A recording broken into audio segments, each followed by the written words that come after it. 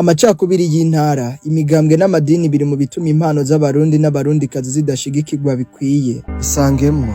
Nje kukubwira kuri Ndayisenga Lyse, umurundikazi akaba n'umukinyi w'amareresi. Isangemwo nawe. Ivyo vyonyene birahagije kumenya igikorwa akora nuko ari umurundi mugenzawe. Gushaka kumenya vyinshi birenze ivyo kuri Lyse no kwipfuza kumufasha kandi isangwa ikaze. Isangemwo. Sinje kugukundisha ivyo nkunda, gusa ndashaka ngo dusangirire hamwe ibihe n'urugendo rwa Ndayisenga Lyse, uno mukinyi ariko aguma agaruka muri tuno duce tw'amareresi amaze gukinamwo.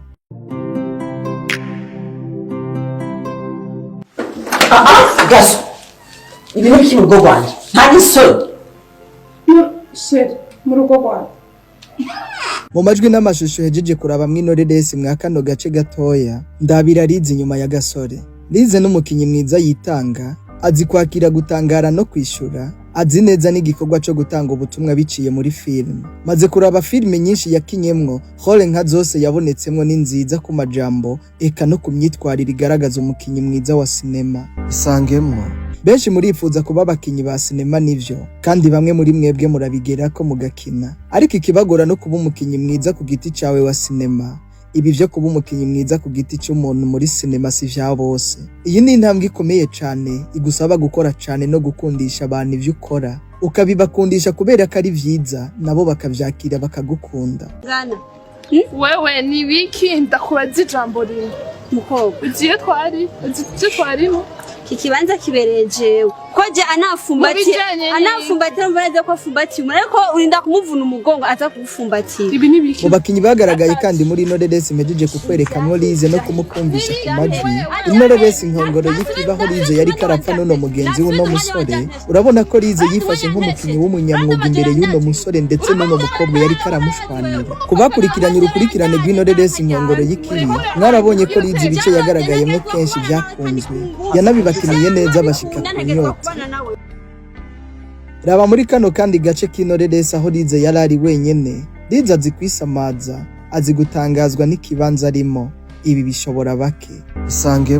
Isangemwo nawe rero. Sinema y'u Burundi ikeneye abakobwa n'abamama nk'aba b'umutima ukomeye kandi bubaha Imana, batemera guheranwa n'urubanza bacigwa n'abantu ngo bariko baratwara abasore n'abagabo b'abandi, ahubwo bashira Imana imbere n'ibikorwa, maze Imana ikababera umucamanza. Isangemwo. Umukozi mwiza wa sinema ntatinya kugaragaza ibikorwa akora no kwemanga ivyo akora, kandi ntatinya kurya agafoto. Dore Lyse na Mimi nk'ivyamamare ku gafoto kamwe, ariko kandi ivyamamare vyamamaza ubutumwa bwiza. Lyse afise ishaka n'impano yiwe yihariye yo gukina no guteza imbere sinema, ariko kandi arakeneye gushigikirwa natwe ababishoboye. Aracakeneye abanditsi beza bamubonera muri kazoza keza kiwe. Lyse aracakeneye abahinyanyuzi n'abayobozi beza bazi bisabwa n'ibituma filime ikenera umuntu mu kiringo c'umuntu yokenera filime. Filime ikagukenera aho kuyikenera. Isangemwo nawe. Hari urubuga amaze kumenya ko Lyse ariko arubaka kugira ngo ashobore kuza arasangirira hamwe n'abakunzi biwe ibikorwa vyiwe. Ubwo rubuga ariko arubaka ni page Facebook yiwe yitwa Lyse Official.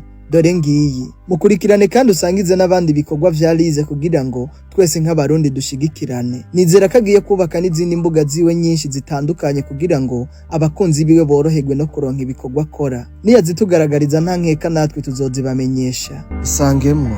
Jewe sindi umupromota kandi sindi n'umujournaliste, ariko ndakunda kandi sinkundishwa. Ibikorwa byose jewe mbona bitagira kazoza simfana. Ivyo sinkunda sindanakundishwa. Nka Fabien Wayisangemwo nawe ndafise uburenganzira bwo kuba umufana wowe nshatse, mu gihe mbona ko ariko arakora ibimpimbara n'ibihimbara abantu. Isangemwo.